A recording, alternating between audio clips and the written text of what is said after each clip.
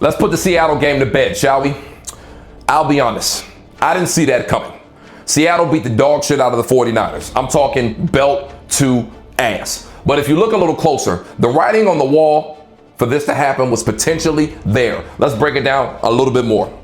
Coming into the playoffs, the Niners had played 3 straight primetime games. That in itself is exhausting. Back to back to back. The last primetime game was versus Seattle in Santa Clara for the #1 seed in the NFC. You lose that game, you then have to go cross country, change coast, West Coast to East Coast to play Philadelphia.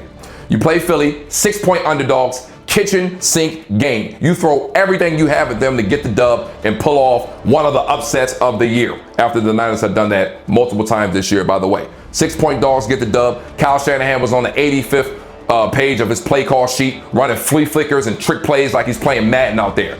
Get the dub. Niners then get screwed, have to leave Philadelphia, don't get back into Santa Clara until 2 a.m. Eastern that Sunday morning. NFL gives them a short week to prepare, have to play Saturday instead of Sunday against a Seattle team that's younger, healthier, and well-rested. They were on a bye week. They were chilling on the couch watching the Niners throw the kitchen sink at Philadelphia. But again, half of that's our fault. Had we won the game for the #1 seed, we wouldn't have to go through any of this bullshit. But be clear, this is the NFL. They can move any game they want. If they wanted the Niners to play Sunday instead of Saturday, they could have did that. They flex games and change anything they want. NFL is the most popular and biggest brand in America.